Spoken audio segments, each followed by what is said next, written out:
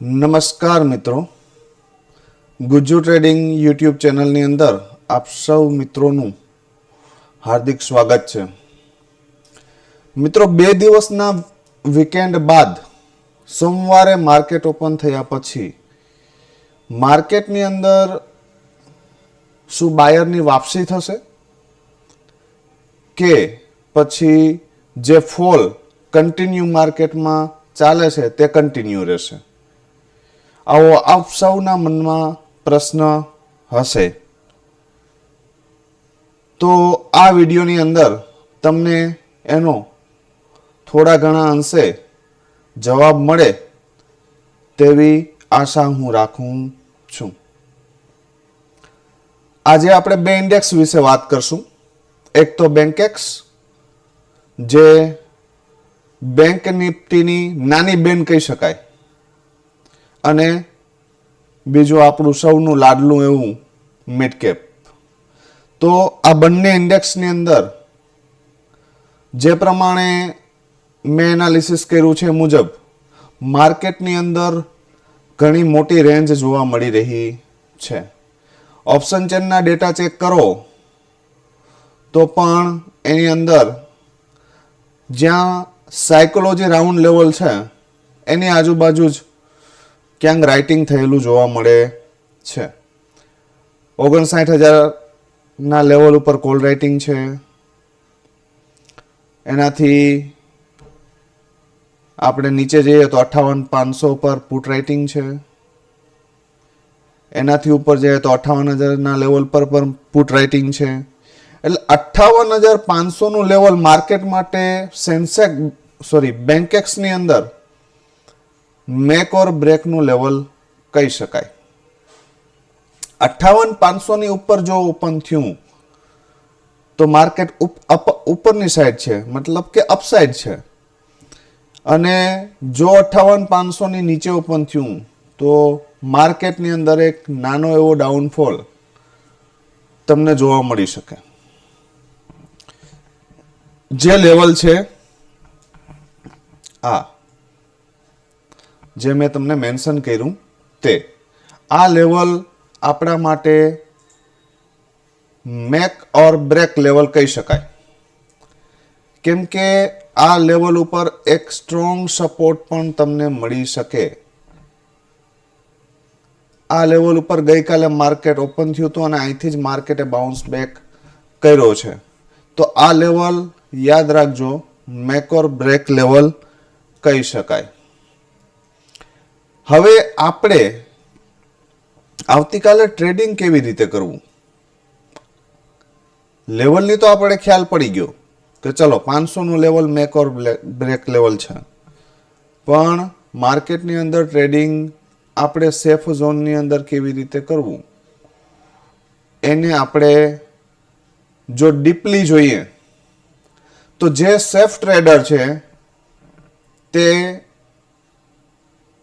58,901 જ્યાં સુધી અપસાઇડમાં આ લેવલ બ્રેક ન થાય ત્યાં સુધી માર્કેટમાં એન્ટ્રી લેવી જ નહીં. અને ડાઉન સાઇડ માટે 58,207 જ્યાં સુધી ડાઉન સાઇડ આ લેવલ બ્રેક ન થાય ત્યાં સુધી આપણે બેંકેક્સના ચાર્ટની અંદર જે પણ વિચારવાનું છે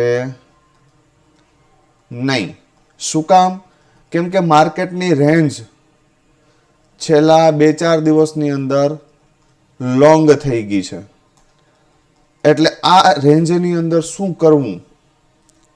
તો જો આ લેવલ ઉપર માર્કેટ તમને મળે 58,207ની આજુબાજુના, અહીંયા કોઈ સરસ મજાની હેમર કેન્ડલ મળે અથવા તો પિનબાર કેન્ડલ મળે અને એની ઉપર એક કેન્ડલ બ્રેક કરે અને ત્યારબાદ બીજી કેન્ડલ જો ડાઉન સાઇડ માટે રિટેસ્ટ માટે આવે તો આપણે આ સ્વિંગનો એસએલ રાખી અને પેલું લેવલ 563 અને બીજું 901, આ 400 થી 450 ટુ 500 પોઈન્ટ માટે સ્કેલ્પિંગ કરી શકીએ. બીજી વાત કે તમને ધારો કે માર્કેટ સવારના ઓપન થતા વેત જ 900 ના લેવલ ઉપર મળ્યું.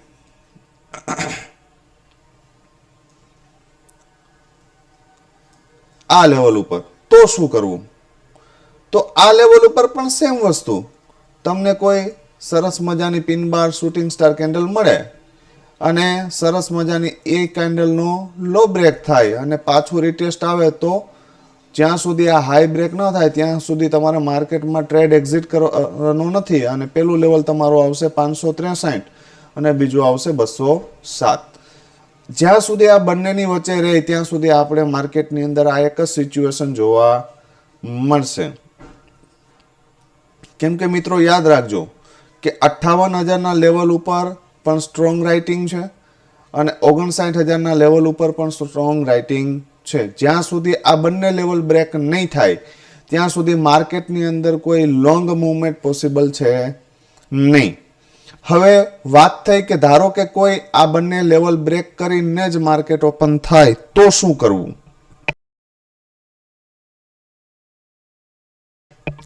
તો એના માટે અપસાઇડ માટે રેન્જ ઘણી મોટી છે, પણ આપણે strong big long movement, upside માટેની લોંગ બિગ મૂવમેન્ટ એમ ક્યારે મળી શકે? તો એ લેવલ હશે તમારા માટે, 1 મિનિટ, ઓનલી 1 મિનિટ મિત્રો. એના માટે તમારે ફરજિયાત 58,901 આ લેવલ બ્રેક થાય અને 15 મિનિટની કેન્ડલ સસ્ટેન થાય તો જ વિચારવાનું છે. ત્યાં સુધી વિચારવાનું નથી. શું કામ? કેમ કે માર્કેટની અંદર જે સ્ટ્રોંગ રેઝિસ્ટન્સ એરિયા હતો એને બ્રેક કરી અને માર્કેટ જો ઉપર નીકળશે તો જ માર્કેટમાં અપ મૂવ પોસિબલ છે. 58,901 ને બ્રેક કર્યા પછી માર્કેટ તમને 59,458 પણ બતાવી શકે. ત્યારબાદ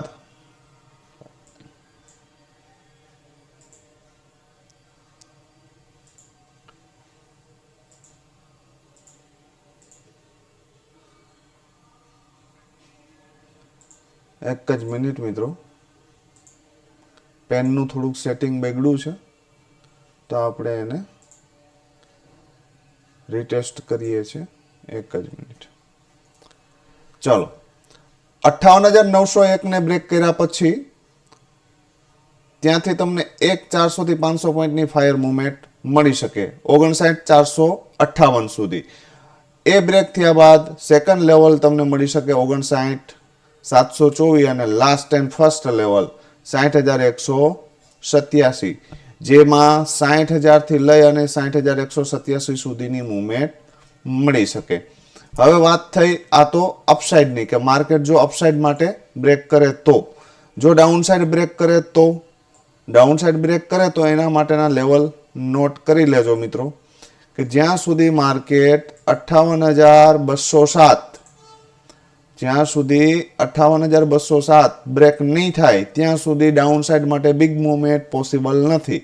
અને 58,207 બ્રેક થશે તો એના પછીના નેક્સ્ટ લેવલ 57,767, સેકન્ડ લેવલ 57,517 અને થર્ડ લેવલ 57,230 અને ચોથું લેવલ પણ આવી શકે જો ડાઉનસાઇડ બ્રેક થાય તો 57,000નું રાઉન્ડ લેવલ સુધી પણ માર્કેટ આવી શકે. એમાં કોઈ મોટી વાત છે નહીં, પણ આ લેવલ સ્ટ્રોંગ સપોર્ટ એરિયા છે મિત્રો. એટલે યાદ રાખજો, જો અહીંયા કોઈ સરસ મજાની મસ્ત કેન્ડલ મળે તો અહીંયા 2 વાગ્યાની આજુબાજુ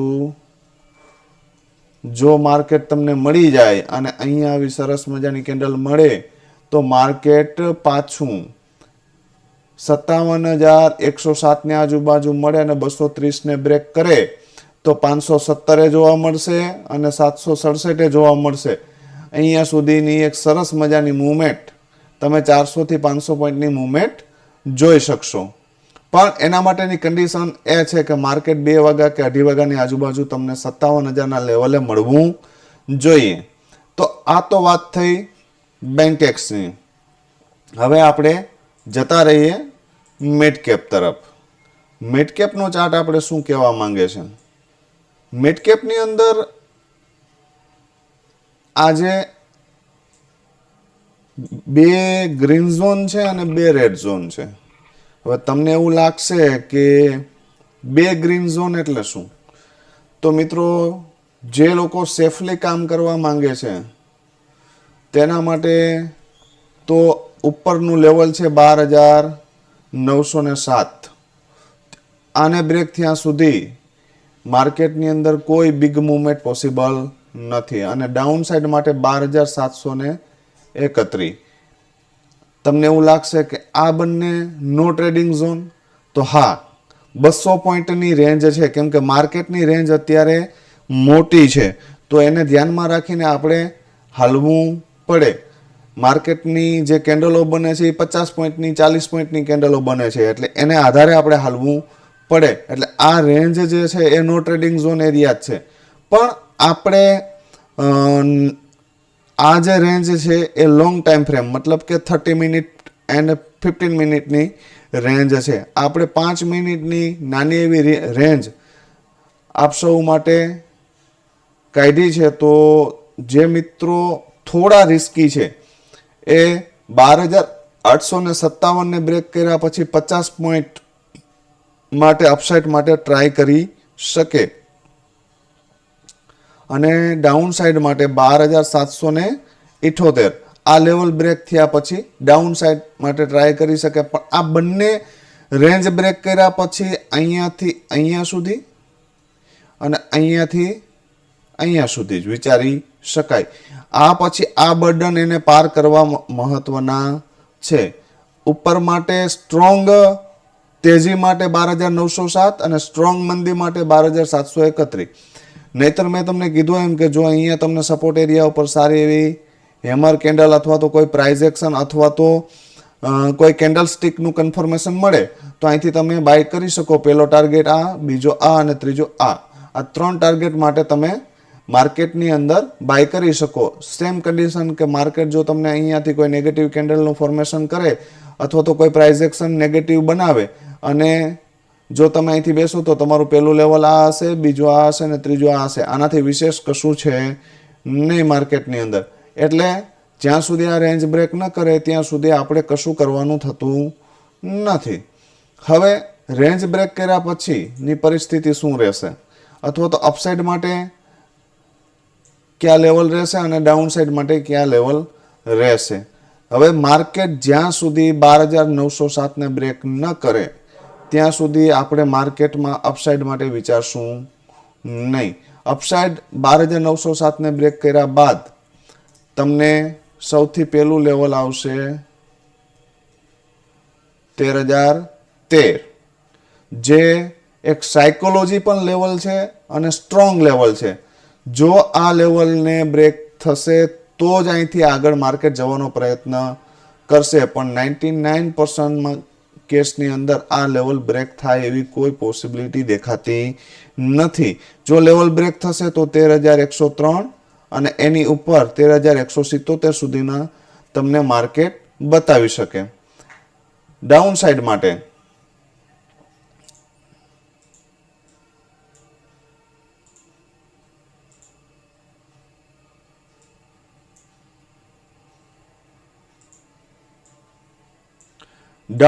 માટે તમારા માટે મેક ઓર બ્રેક લેવલ રહેશે 12,731.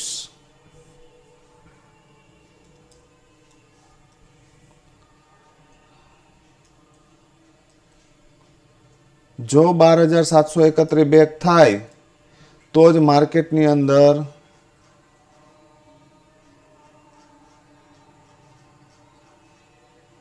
ડાઉન ટ્રેન્ડ પોસિબલ છે. ત્યાં સુધી પોસિબલ છે નહીં. જ્યાં સુધી આ લેવલ બ્રેક નહીં થાય ત્યાં સુધી તમને ડાઉન ટ્રેન્ડ માટે કોઈ ટ્રેડ મળી શકે નહીં. તો 12,772 બ્રેક થયા બાદ ડાઉન સાઇડ માટે લેવલ છે 12,672, એની નીચે 12,517 સુધી માર્કેટ મળી શકે. 12,480 તે તેનો સ્ટ્રોંગ સપોર્ટ એરિયા છે. તો મિત્રો આવતીકાલે ધ્યાનથી ટ્રેડિંગ કરજો અને બને ત્યાં સુધી નો ટ્રેડિંગ ઝોન એરિયાની અંદર ટ્રેડિંગ કરવાનું ટાળજો. આજનો વિડીયો તમને કેવો લાગ્યો તે કોમેન્ટ કરીને જણાવજો અને ચેનલ જો સબસ્ક્રાઇબ ન કરી હોય તો સબસ્ક્રાઇબ કરી લેજો અને વિડીયોને લાઈક કરજો. ધન્યવાદ.